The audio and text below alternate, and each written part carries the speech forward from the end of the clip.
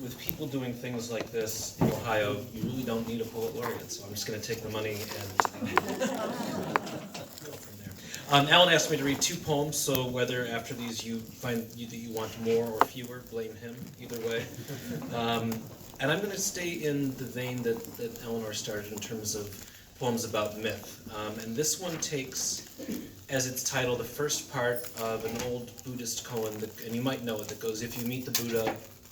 On the road. Kill him. Kill him, okay. All right, so if you meet the Buddha on the road, kill him. Which I have to say took me by surprise the first time I heard it. And the poem addresses that, but the poem also addresses some of what goes into that as well. So, if you meet the Buddha. Not kill him, as Linji writes, but kill the illusion, as the Buddha is, as is anything that distracts one from the Buddha within. These words, for instance, which point toward, not to. If I think I understand, I do not understand. The trouble with language is the language, its lack, its want, its suffering. All the fire I have worshipped morning and evening. Every word is a desire to be extinguished. Kill is a metaphor. The Buddha, a metaphor one must carry across and carry beyond. Between the adjective and noun must be 1,000 ways to suffer. Between this and that is a noble path, if you can walk it. If you meet the Buddha there, kill him. Not Buddha, but Buddha. Not kill, but kill.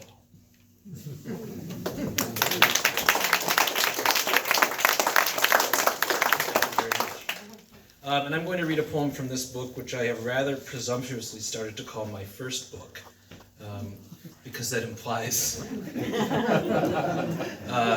officially, I'm going to read a poem from my book.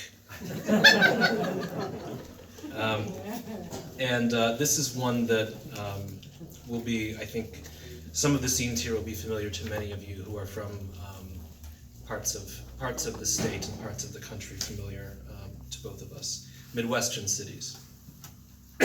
You Midwestern cities, you threadbare capitals, lost satellites. Will your outskirts never end? Will your suburbs run each other through and your accents bleed into a slang of silk and husk?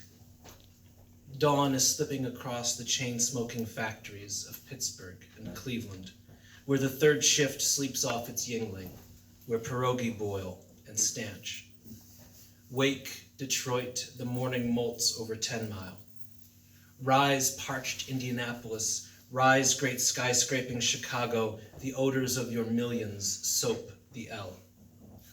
Cincinnati, St. Louis, Milwaukee, Minneapolis. Your waters run on. Your congregations hymn. The billboards declare the second coming could come at any second. From anywhere, Akron or Grand Rapids. From Gary, Kenosha, Duluth. Thank you all very much.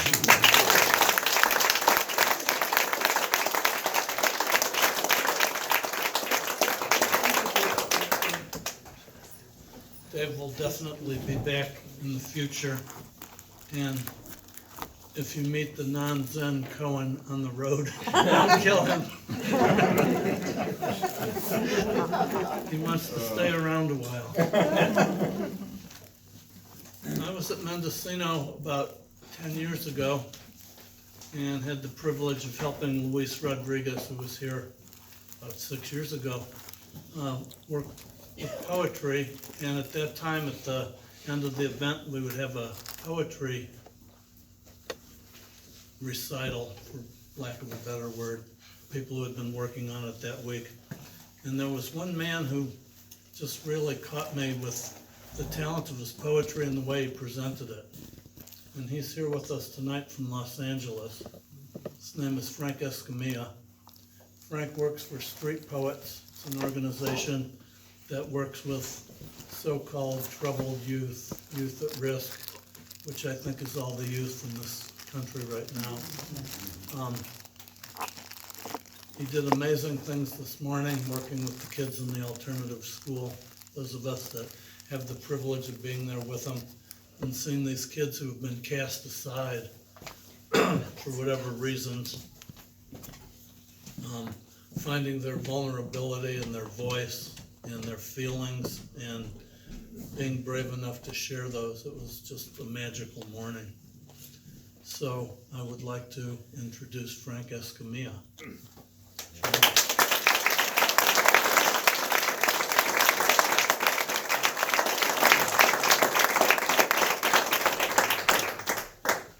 I got the blueprints of the heavens written on my fingertips. And if you put a needle to it, it'll make you shake your hips to the mathematical melody coming from the inner me, emanating energy, it's infinite.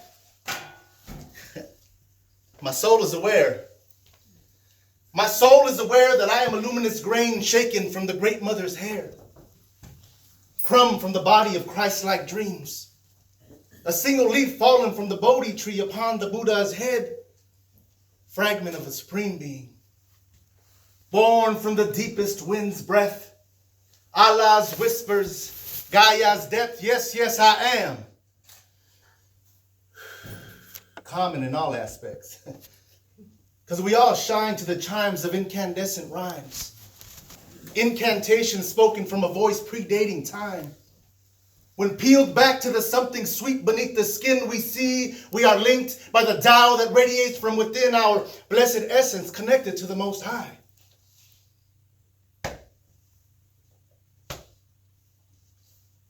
From the inside. Simple in nature. It's not complex.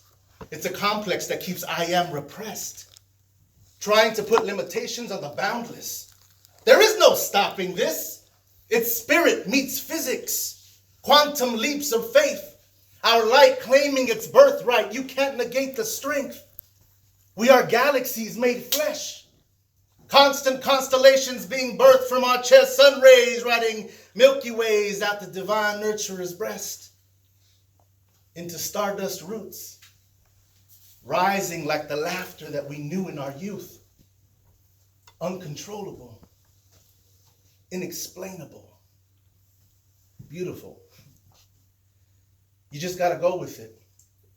Release your inhibitions, stop fighting the fear and feel the flow of it. Let it spiral inwards towards your bliss.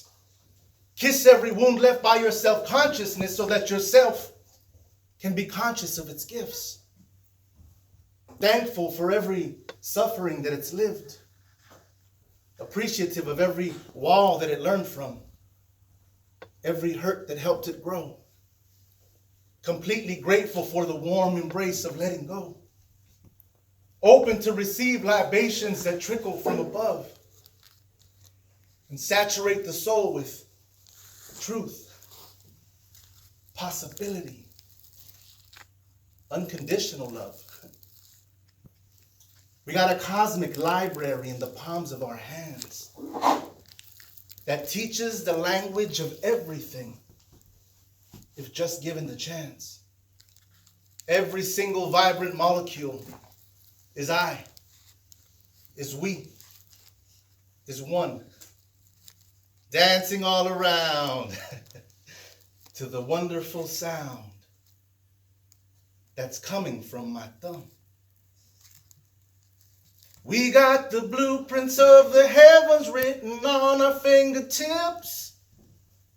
And if you put a needle to it, it'll make you shake your hips to the mathematical melody coming from the inner we.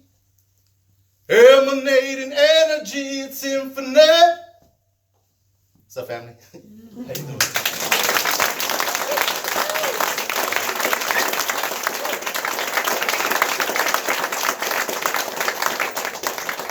My phone started going off, and I thought it was my mom because she usually calls me right in the middle of stuff. It wasn't her though, so she's off the hook.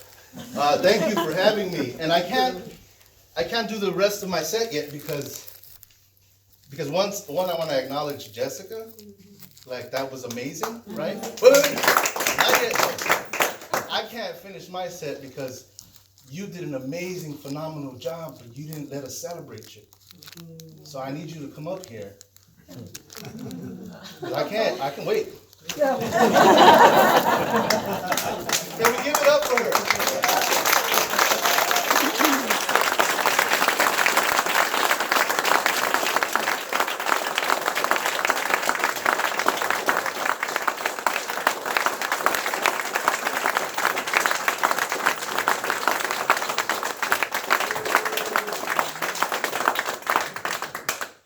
I love you all so much. Thank you. Thank you.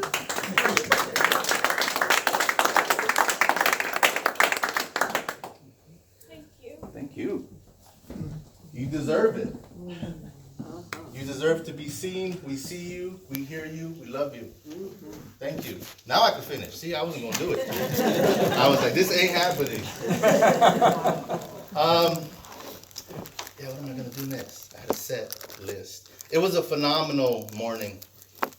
And I was glad that I told Alan, because Alan was like, come in, we're going to do some poetry in the class. And I was like, let's do a workshop. Like, this is going to be great. And I'm glad he said yes, because I got an opportunity to share my gift, which is not my gift, right? But it's everyone's gift, right? And these young people felt seen and heard and loved.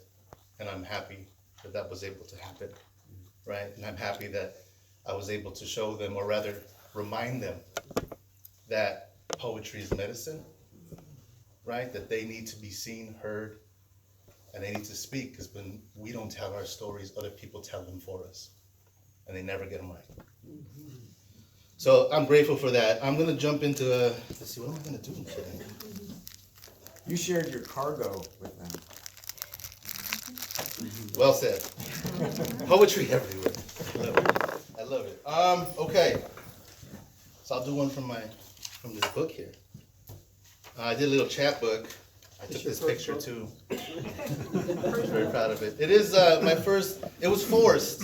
One of the young people I work with, one of my mentees, we were going to Sweden, and she's like, "You got to put something together so we can take it." So she made it happen.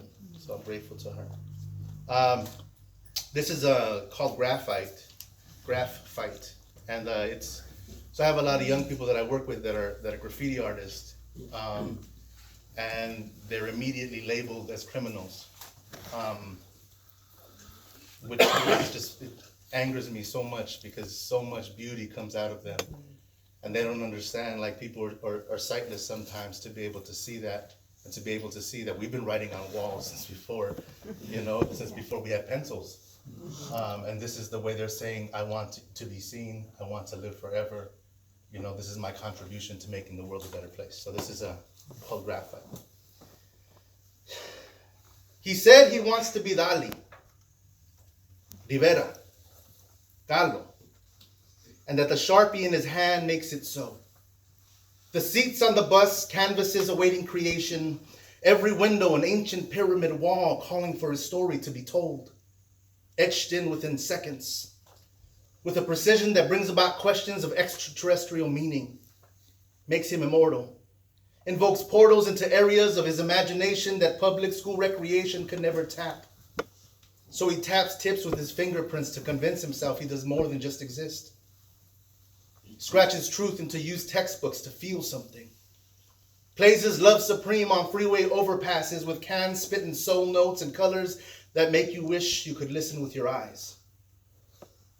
His hands cry purpose, breathe fire, exhale dreams and passionate moans of release. A taste of freedom, an act of defiance that frees him.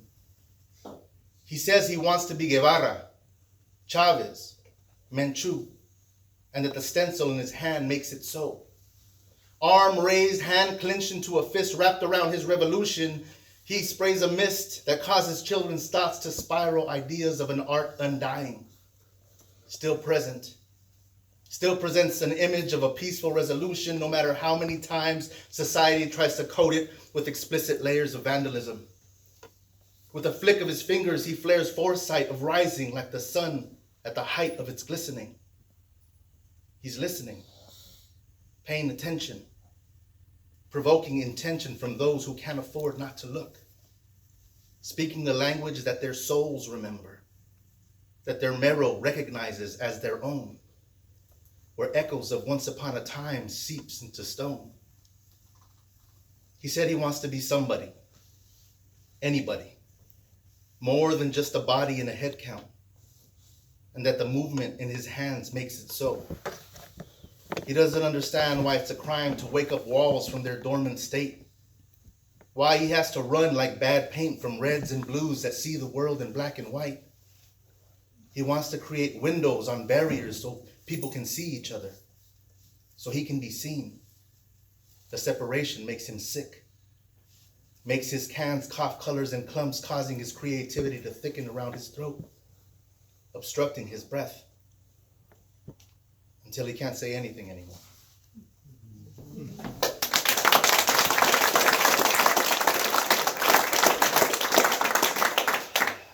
I think of this one young person who's kind of who I'm mentoring, who I'm helping to mentor him. He's just brilliant, and he's so, he's just so tangled up that I'm just hoping he learns to untangle himself. All right, here's another one. So this was inspired by an Otis Redding song. The one I think it's called "I Got Dreams," right? The one that goes, "I've got dreams," right? That one. I'm not gonna sing it, but I just wanted you to remember. So yeah, that always just inspired me, that part of the song. So I got these dreams, right? I got these dreams that aspire to reach heights so high that they could tickle angels' feet. Dreams that dance to the rhythm of my heartbeat. Dreams that dig deep into the soil of my subconscious, planting seeds of imagination that'll bear great fruit in the form of poetry. Dreams that ride the ancient winds that flow from the very core of me. I got dreams that speak in forgotten languages and whisper through symbols and colors so vibrant that even the deaf could hear them sing. And thank you, Dr. King, I have a dreams. Dreams that one day we're going to get it right. Stop using the word fight as a pathway towards any sort of peaceful resolution. Dreams of permanently removing the R from the word revolution so we can grow past circular patterns into spirals of transformation. Dreams of ascending this nation's mock emancipation into healing practices that'll lay the foundations for good intentions to stand on. Dreams of feeding the masses of starving people with $1 and a dime, these hands and a rhyme, 2 fish and a crumb of faith. Shit. I even dream when I'm awake. Daydreams that distract my responsible eye, douse my mind with thoughts that I could fly up into the unknown and never look back, never say goodbye. I got dreams sired by nightmares born in the invaded wombs of Aztec queens. Dreams bled off the back of slavery. I got dreams that have been beaten within an inch of their life and refuse to fade away. Dreams that there's a brighter tomorrow no matter how desolate the dark seems today. And yeah, I dream about her too. My dream woman who's not trying to fit the glass shoe because she likes to wear Chucks. Not perfect, but perfectly herself, and when others talk, she don't give it a second thought. Dreams that she loves me for everything I am and everything I'm not. I got these dreams where I wake up from dreams into dreams, and so what I take this to mean is that the reality of a reality is, it never is what it seems. So I create as I go along, sleepwalking my dreams into existence to the sound of my slumber song. I got dreams, y'all. I got dreams.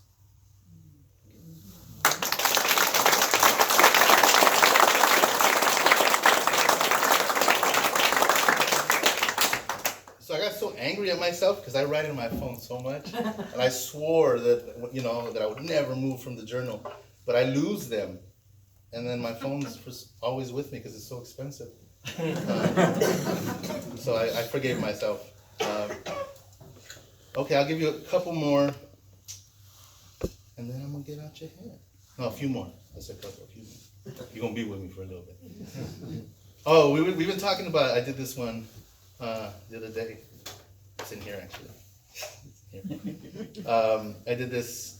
I've been having such a great time, like at Alan's place, and it's just been so amazing with poets and I was just surprised at how not how welcoming it is, because I know, Alan has to attract people with big hearts, but I was surprised at how welcome I felt.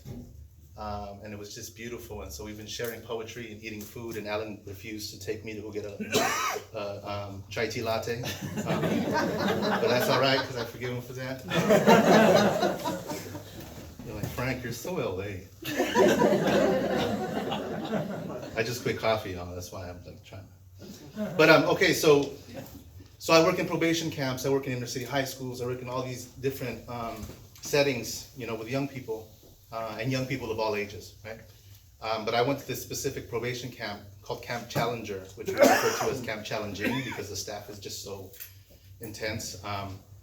But I was talking to the kids about Neruda, and I was talking to them about odes, and they just were not having it. They're like, ain't gonna happen, bro. And I was like, look, bro, it's a love poem. Like, you can write it about anything, like your shoelaces, like whatever you want. And they're like, it's not happening. I said, okay, I'll do it first.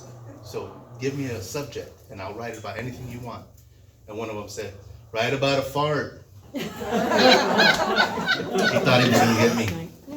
He didn't get me. So this is an ode to the fart. And it's dedicated to all those little farts that I work with and love so much. And I hope you enjoy it. Okay. Here we go. The ode to the fart. I feel you in there, floating around inside my panza like a balloon full of helium battling the ceiling fan for supremacy. You stand your ground. You gurgle and whine like a wild pig with its hoof caught in a hunter's trap, thrashing around my intestines, trying to find your way out. But you weren't born to be a burp. No. You were created for a greater purpose. You have the potential to move crowds out of their seats. Born as a mighty roar, as the sound that puts lawnmower motors to shame. You give the world proof that something powerful can come from something unseen. You can also move with the deadliest silence, slowly sneaking across people's nostrils, hands rushing to pinch noses, but they hold their breath too late. You break the wind, without warning, without remorse, sometimes skunk-like, sometimes surprisingly senseless, always hilarious.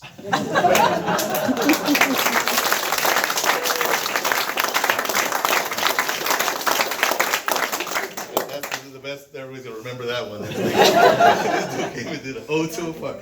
And the kids suggested that I make it like a performance piece and add some flatulence, but I'm not gonna, that's not happening. You're welcome. Let's see what else I got here. Ooh, did this just... Okay, so I'm gonna give you another ode. Is that okay? It's not about a fart, so. But it's a love poem. It's a love. Well, they're all love poems, but it's to an avocado. It's really like I'm in love with avocados. Like it's unhealthy. No, I'm just kidding. So this is the ode to the avocado.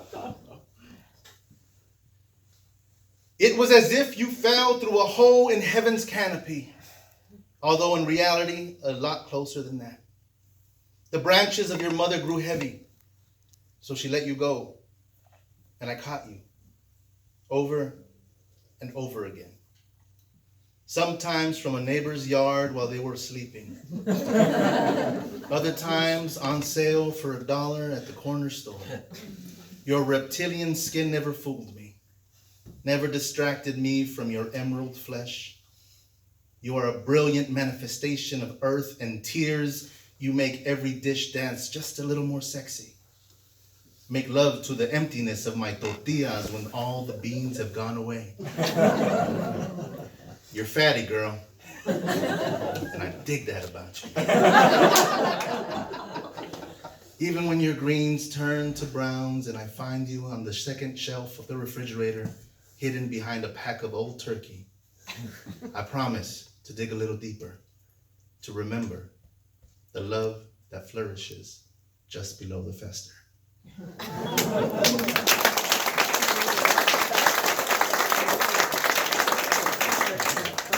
I'm a romantic. Okay, so I got two more and then I'll get it. Is that cool? Two more?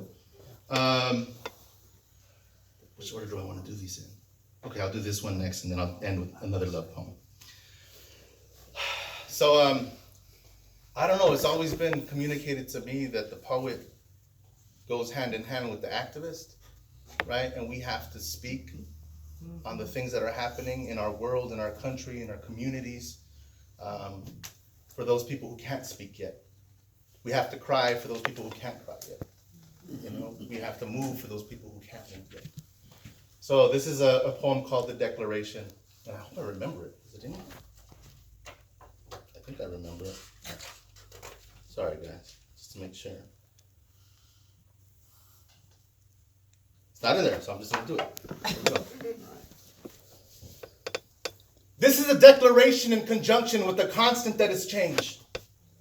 A verbal statement meant to state the open mind's creative range. Thoughts running revolutions to the sound of a new page, with every stage of our being becoming a new chapter in our ascension. We have risen. Risen like Lazarus from the depths of doubting disbelief to the grace of unwavering faith. Risen like the flower rose from its own thorn suffocating embrace. Risen like the sweetbread that grandma used to make. We have risen. We are the resin scraped from the ancient's peace pipe. Potent with intent, our souls are ripe, rich with the breath of our awakening. Broken away from latchkey labels, equal opportunity fables, and the exaggerations of inner city folklore. The gangster mentality, television's definition of reality, and the idea that just because we were born in the hood, that we have to die poor. No more. No more naive notions that standardized testing can tell us how far we can grow in overcrowded classrooms being taught by teachers undereducated on how to feel. You feel me? No more cash crops grown from crack rocks or dead bodies traced in chalk like sidewalk hieroglyphics telling the tales of children dying over street corners. No more. No more police patrolling our neighborhoods, creating an atmosphere of at most fear, at least the social stigma that we are all criminals. No more.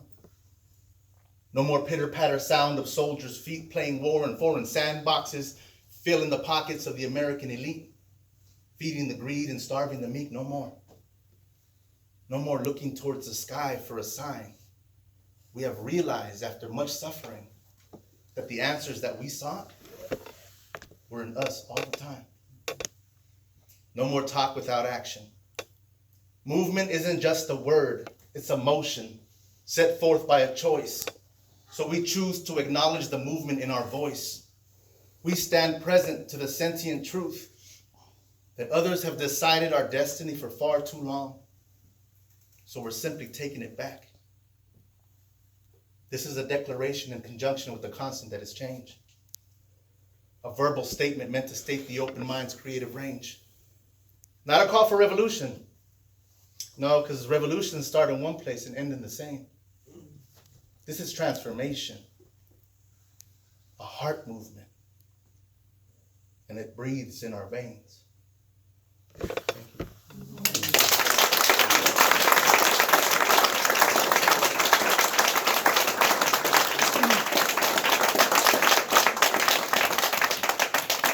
Thank you.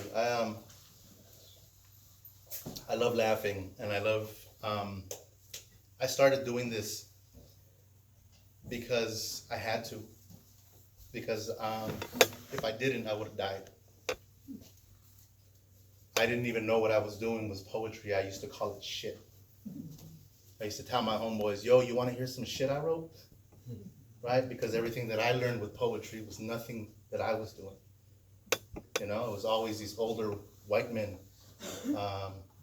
Shakespeare and Whitman, who I like, I love, you know? But it was always in comparison to that. And when I decided to do this, when I decided to start performing, it wasn't at an open mic. It wasn't because I was reading tons of poetry. It was because there was a fire in me. I had left my gang affiliations, and I was 18 years old, 17. I had been writing that whole time, and I left my gang affiliations, and I was trying to find my place in the world. And I was just starting to venture outside the neighborhood that I thought I would die in. A neighborhood where the life expectancy of a young person is 18 years old, where you either end up in jail or dead. And I was sitting on a bus stop one day, and I was sitting next to this woman, and I smiled at her. She got completely uncomfortable, and she got tight and moved away from me. And it broke my heart. And not that I didn't understand why she was afraid. Not that I don't understand that, you know, women are always afraid in this country, right? And I was just a young man though, and I was just offering nothing but my smile, but my love, but you know, and I was greeted with that, and I felt heartbroken for myself, for this woman, and I was stewing on it, and I was angry as a kid. I mean, anger was my first emotion that I went to after, well, it was fear and then anger. But I was standing on a bus stop 2 weeks later, and there were 4 or 5 people with me, and I didn't know them, right? We're just standing there, and it just upset me that I could be in such close proximity to other human beings that love and feel and need, and we couldn't say a word to each other because we were so scared of each other. And I got up, and I didn't know what I was gonna do. I just knew I had to do something. And I stood up, and I recited something that I wrote. I just yelled it into the street. And they looked at me at first like, this dude is crazy. Like, let's take some steps back. But then they started listening. And I saw their faces change. I invited them to something else. And so when I stopped and I felt all the insecurity that comes with doing something new, this woman, this older woman told me, she said, Mijo, which is my son, my dear, did you write this? And I said, yeah. And she's like, I really liked it. It's really beautiful. And then this other man started to talk to me. He's like, I like this line and this part. And then everyone started talking, and I was just completely floored. I was like, there is a power in this practice of poetry. There is a medicine that is not only for me, that can heal community.